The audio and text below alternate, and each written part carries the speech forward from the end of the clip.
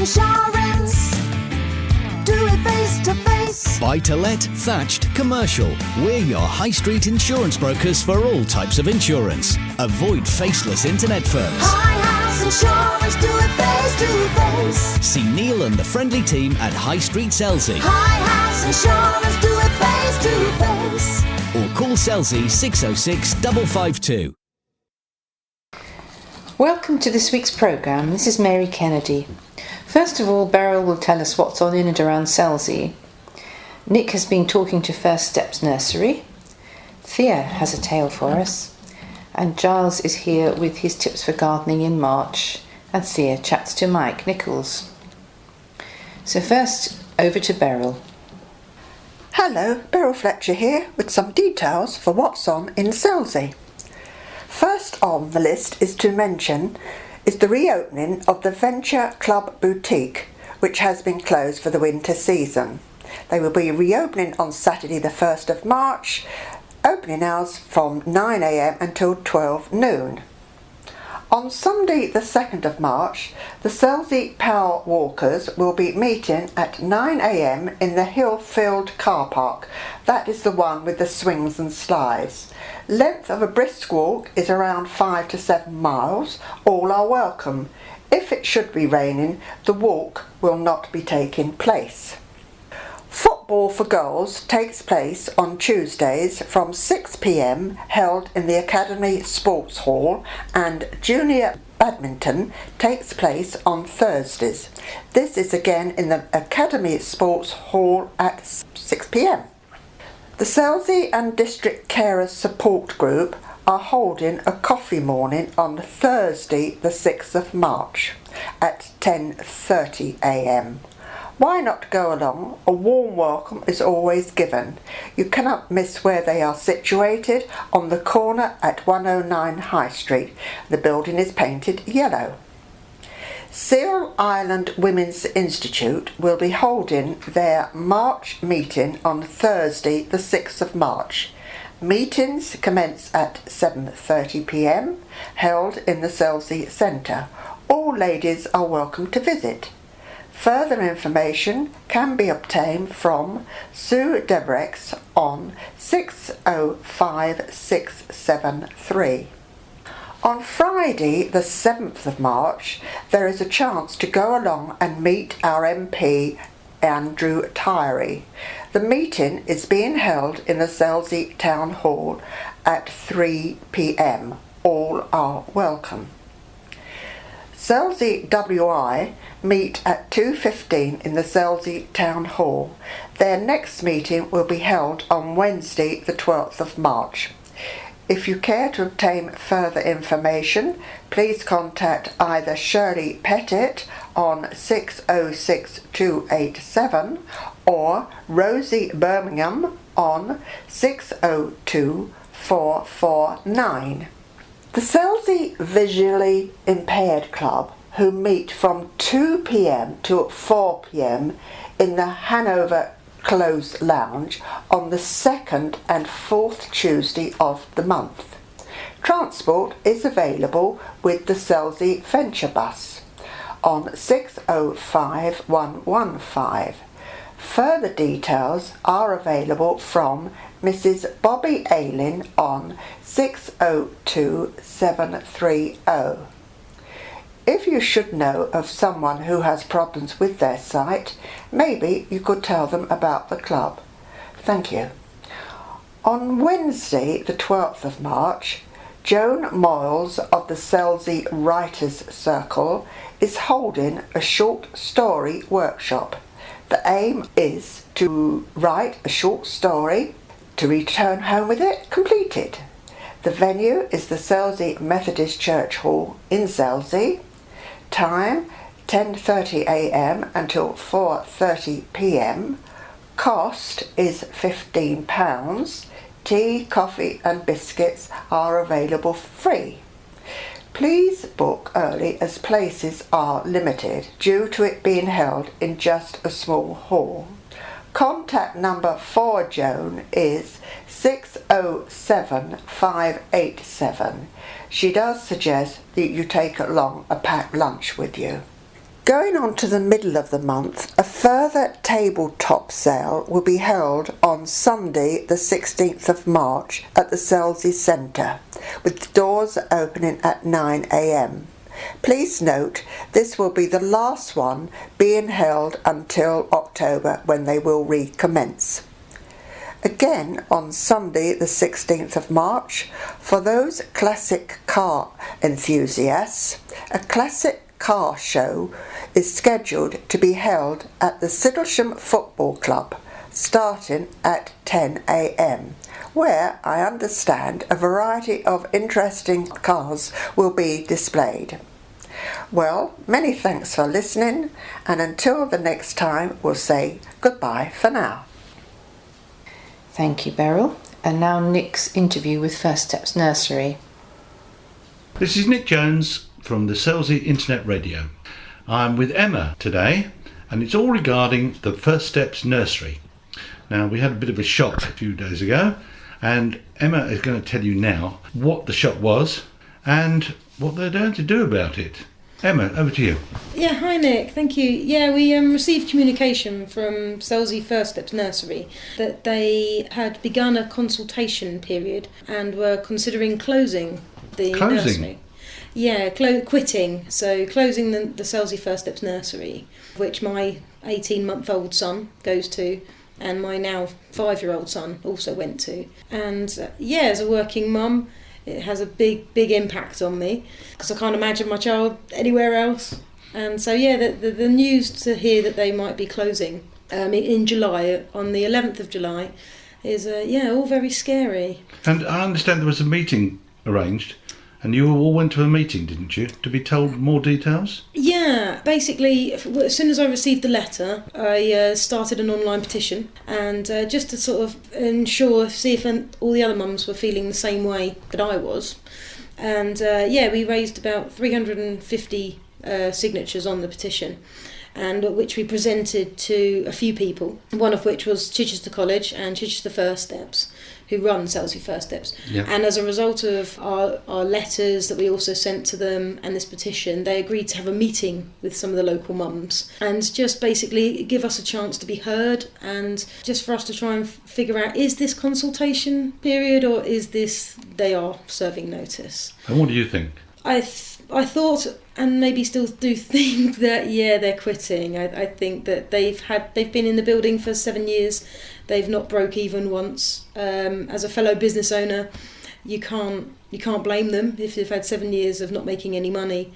We just felt that to give us 2 weeks' notice, which is pretty much all they did. They said that they would be finalising their decision by the middle of February, and effectively giving us all 2 weeks to do anything about it. And so the meeting was held with First Steps and some early childhood services lady and some counsellors and a whole bunch of mums really who were just trying to figure out what was going on. So we're now coming to very close to the end of February. Yes. So we're waiting with trepidation the final results. Yeah, so, with huge anxiety. So what is the plan going to be if they say no? Have you got any plans yet? Well, after we've all finished crying about it, the plans are to see if there's an alternative nursery provider, anyone else who might be able to take over the building. So far that's not looking overly possible. There's interest from Auntie Rose, but we're not too sure if they actually want it. And so the ultimate plan would be to run a community nursery from there, which will be a nursery run by the community, for the community. Yeah. And it will be far more flexible. I think the outputs of the meeting that we had was that Selsey First Steps have limited flexibility issues, and that's something that as a community nursery we could maybe improve on and make it more accessible than it's been as well. Right, thank you very much indeed, Emma. So there's a few of you who got together. Yes. So you've got a running committee at the moment, or? We've got our next committee meeting is on the 5th of March, and it will be to be in response to the decision from First Steps. Fine. And we'll be formalising our committee then, i.e. nominating a chair and a vice chair. Yeah, if First Steps have decided to quit and we do need to provide an alternative, then yes, we'll be formalising our committee. Excellent. So if the First Step decide to carry on, yes, then there will be no need for a committee, I presume. No, we'll probably just go for a drink. Excellent. And celebrate. Excellent. Right, well, fine. Well, what I want to do is we'll leave this interview today, okay, and I'll come back to you when the results are known, one way or the other. And look forward to seeing you with a smile on your face that the Selsey's First Steps is continuing. Thank you, But Nick. thank you very much for your time. Thank you. Thank you. And Thea's tale. Telling of tales. Tell me a tale, take my heart by the hand, show me the path to a strange new land, where gentle winds blow, where the waves meet the shore and the bright plants grow. Tell me a tale to lighten my heart, to lift up my soul, not to tear it apart. Take the tears from my eyes, lift my voice to the skies. Tell me a tale that I can believe, not one that is false with its heart on its sleeve. Tell me a tale of daring do, of pirates and ships and their wild motley crew. Tell me a tale, make a magical tour, starting from childhood, nursery and rhyme.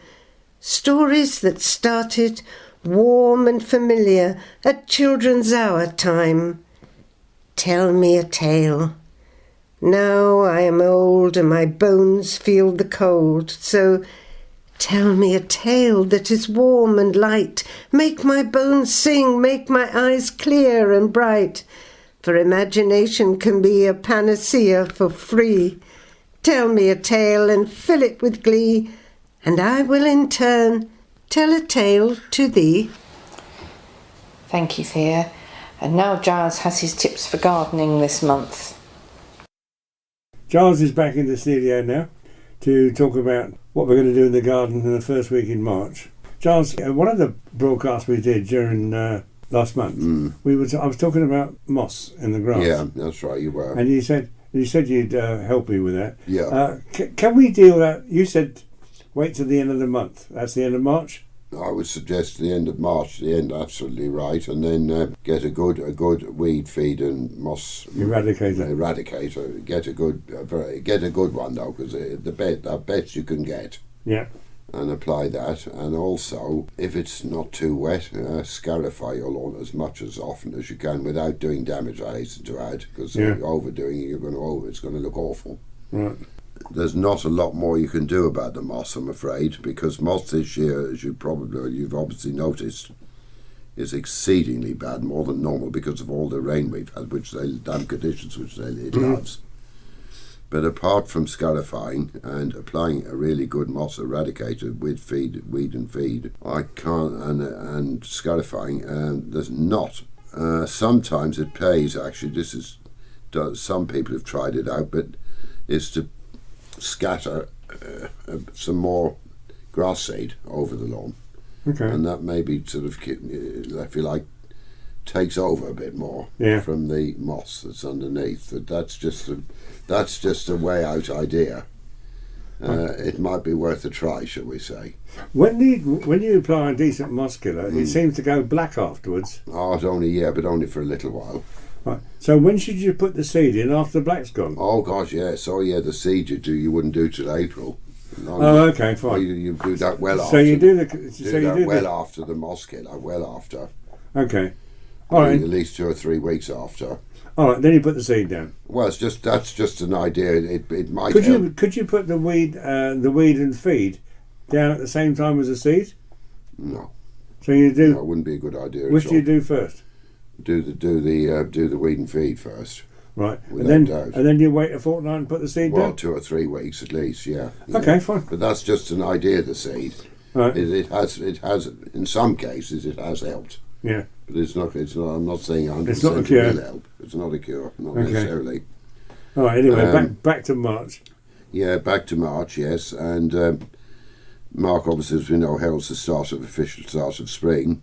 And also the March, the name March comes, as you probably know, Hugh, is from the god Mars, and is the first month of the Roman year. I'm sure we all know that, but no, I didn't. That's the origin of March, anyway. Mars, the god Mars, Roman god Mars, and it's the Roman calendar's first month of the year. So that's interesting. Well, it's a little tidbit, and. A good idea now is if you've got hostas in the garden to dig out and divide large clumps of them, because they do get large, the clumps, slice through the solid root balls with a spade, because they are very solid, in fact, and then cut them into sort of several sections, if you like, with some shoots at the top, and then replant some in the same place or some in other, wherever you might want to. Make a big effort to clean the greenhouse windows, cold frames and cloches, to let every available bit of sunlight in from now on. Okay. And also that applies to the house where you've got pot plants on the window, by the window. Make sure the house windows are clean where the plants are. Yeah, right. Because a lot of people do keep them, don't they, by the windows. Mm-hmm. It's a good idea if you're buying grow bags for planting up later to buy them at least 2 or 3 weeks earlier, and then put them in the greenhouse at that juncture, so that warms them up before you plant anything in them. Okay, that helps. Yes, it does. It helps a lot, actually. If you're wanting to sow some small seeds which are hard to handle, get a dampened end of a matchstick, and you can do them like with that. Oh, right, okay. Which is quite helpful, because that can be a right so-and-so trying to... yeah, I'm sure it is, yeah. And then the other thing at this time of year, if you've got a greenhouse, a lit candle overnight deter late frost. So really? If you have think there's going to be a late frost, say, just get a good lighted candle and leave it overnight in a safe place. Well, it'll be cheaper than a paraffin stove, wouldn't or it? a lot cheaper, and it'll just keep the frost at bay. Yeah. First lawns, I've been guarding the lawns towards the end of the month. It varies some lawn to lawn, by the way. We can't say it's the same for everyone, but quite often most people at the end of the month give them their first cut. Right. But make sure the mower is set on the highest possible cutting level. Yeah. And only do a very quick cut, and also make sure that you don't do it too often. Just do it once and then maybe not for at least another 2 weeks, because some people cut too low and too early, and that does a lot of damage actually. I cut my lawn for the last time the week before Christmas. Oh, I know, this year's been, I know. And I set the blaze up as high as they would go. Exactly, you did the right thing there. Because at some point the grass was 6 inches high. No, you did the right thing, I said. You did absolutely right. There was nothing wrong with that at all. The other thing I was going to mention is on the 3rd of March, it's called Pruniflora Day, which is comes from the Latin calendar, and it's after the beautiful white blossom of an early plum, which start to show at this time. Okay. So 3rd of March, Pruniflora Day, from an early plum of that name, which has a beautiful white blossom and starts normally to flower on the 3rd of March. Really? So these are all just silly little facts. Well, that's lovely. So, well, thanks a lot, Giles. It's a pleasure. And we'll see you next week. We will indeed. All right, bye-bye. Bye-bye. Thank you, Giles. And back to Thea. Hello, Thea here again. I've got Mike with me, and he wants to talk about several different subjects. So, Mike, hello. What do you want to talk about first? Well, hello, Thea. I just thought it would be good today to talk about a number of features of Selsey life which are really good news and that make us appreciate the community in which we live. Such as? Well, I think the idea came actually out of a discussion group that I attend with the Selsey branch of the University of the Third Age, which in itself has been a good news story, only 18 months old, 145 members, 27 different interest groups, so benefiting the life of a lot of people with a range of interests. But in this discussion group we were talking about a number of topics and recognised how easy it is when you're talking about things to either moan about life or get into a sort of complaining spirit. And we just thought it would be good occasionally to have a series of sort of good news stories. So I picked up that, and I thought that on this particular conversation it would just be good to mention a number of things in our community life that are good news, really. Okay, tell me one. Well, I'm always grateful for our 3 local schools in Selsey. I was prompted to say this, funnily enough, by the fact that Academy PTA have a bingo evening quite regularly where they raise money. It just prompted me to think that in our schools, which are all developing at the moment, we not only have dedicated staff, but teams of parents and friends who are willing to sort of raise money, put time in, support their children. These schools not only run their lessons, but probably in excess of 30 after school and lunchtime clubs between them. Really, is that? Absolutely, over a variety of activities, some run by the teachers and many run by voluntary organisations that help the schools. So, I think we have 1,200 children and young people being educated in our town. Just be grateful for that presence really in our community. Yes. You certainly see the children quite a lot in the afternoons when they're coming out of school. Absolutely. And they all seem extremely happy, so I assume all this is working. I'm probably glad it's the end of the school day when we see them. No, you mustn't think that way. No, but they're all dedicated. No, I think we rightly say sometimes that young people can get a bad press, and actually, in our community, I think there are an immense number of good things that children and young people are contributing to our society. Young children living opposite me, and they're brilliant. Yeah, they really are, and they do anything to help anyone. Sure. Yeah. And they're good fun because they make you feel younger when you're a little bit older. Well, they do, and I think when they are even younger, we're grateful in our community for the local children's and family centre and all the nurseries that sort of help in the preschool years with our families. Yeah. Yes, certainly. I believe you were saying something about the health services in Selsey. Can you elaborate on that? Yeah, again, I think, it's always very easy to sort of complain about the health service.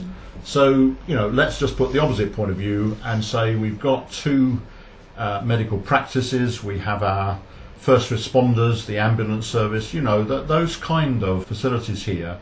And, just be grateful for those who provide that sort of support. And also, in our community, a whole range of sort of sports clubs and exercise groups, walking groups, that give people the opportunity of taking part in healthy exercise and developing a healthy lifestyle at all sorts of ages, whether they're sort of playing basketball at the age of 6 or, belonging to fitter sitters at the age of 86. There's that opportunity, So I just think, again, it's a question of being grateful for what's available to us. I mean, what you're saying is Selsey is quite unusual in that we have everybody more or less pulling together. Certainly the first responders, I think they are wonderful. Can I say something about the first responders? Absolutely, yeah. Some little while ago, I decided I would dismantle our porch. And it was rather a shock for my husband, as he was just inside the porch at the time. Anyway, the first responders came within minutes. They were absolutely brilliant. And one of them, strangely enough, was a vicar. So everybody in the community, from vicars down to the man who sweeps the road, volunteers and becomes a responder, and I was so proud of them. It was wonderful. Yeah. They saved him. Yeah, no, I think when we have that experience, it does make us, grateful. I was also reminded that in March our local MP, Andrew Tyree, is coming to visit Selsey. Oh. It just reminded me again that, there are people who in a voluntary capacity serve as local and district and county councillors and put a lot of time and thought into those aspects of our community, and again I think we should be grateful to them and the staff at the town council, those sorts of people that it's easy to forget and take for granted. And they do a fantastic job. Yeah. Talking about the council, we have quite a few people in the council who are not just sitting on the council, are they? They're involved in an awful lot in the community. Sure. And they do so much good outside of the council chamber. Yes, absolutely. I think it's good to recognise, both with councillors and the council staff, that they are active in our community. I think one of the examples is that a survey was done amongst our sort of children and young people about what they'd like to see in Selsey. One of the things was a cinema. Well, we can't provide a cinema at the moment, but led by Sam Tate from the town council, they have developed a cinema club. And they provide not only evening shows for adults but matinees for children, and it's a question of there's a need, okay, we'll do something about it. And just recently, as you know, Selsey Works has been opened as an advice provision for those who might need help to seek employment and things like that. And again, it's a major development in our town, and I think we should be grateful for these sort of initiatives. It's all very exciting, actually. Yeah. Also, there's an awful lot going on, certainly behind where I live, in the pond with the wildlife. Yep. There's strange ducks there. I'd love to know what they are. Do you know much about the wildlife around here?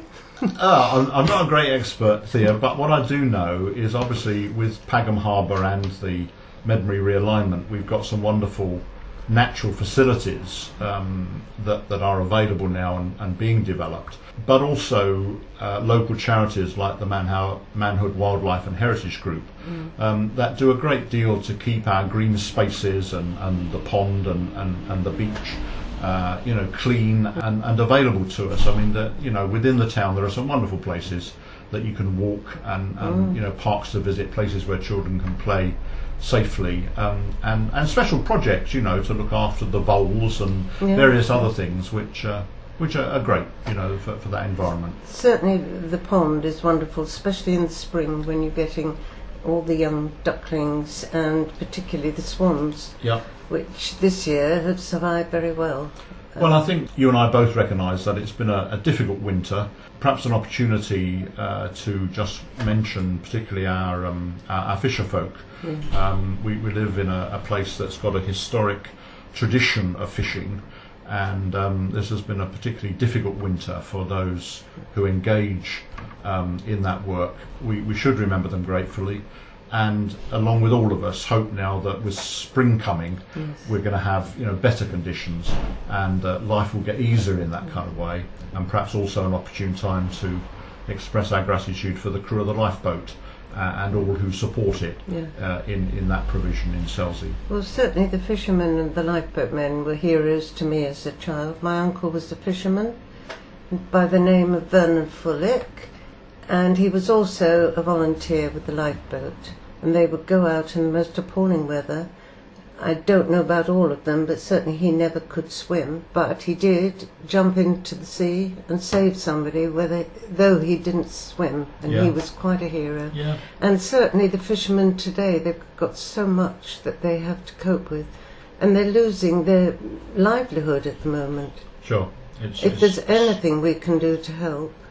Yeah, I'm entirely with you. Yeah. And it just reminds me perhaps finally to say that, don't we have some wonderful, help that's given to people in Selsey. I was thinking about the Selsey carers, for instance, and the 250 members that they help to provide support for. Community transport like the Venture Bus and the community bus, helping people to get about, and not be confined to their own homes. So I think the message of the podcast really is that we, in life we always have things that are difficult and challenging, but actually a lot of things that we ought to be grateful for. And perhaps a final mention that some of our local businesses are looking to develop in early June a commemorative event to celebrate D-Day and the climaxing of the Second World War. And I'm sure that something like that will bring back a lot of memories of communities that pulled together at a time of need, and that some of that spirit lives on today, and we're grateful for it. I'm sure it does, and I'm sure when something is really, really hard, people find something in them which will help them survive. And Selsey is the best place to survive in, isn't it? Well, we both enjoy living here, absolutely. Thank you. Thank you, Mike. So that's all for this week. Thank you for listening.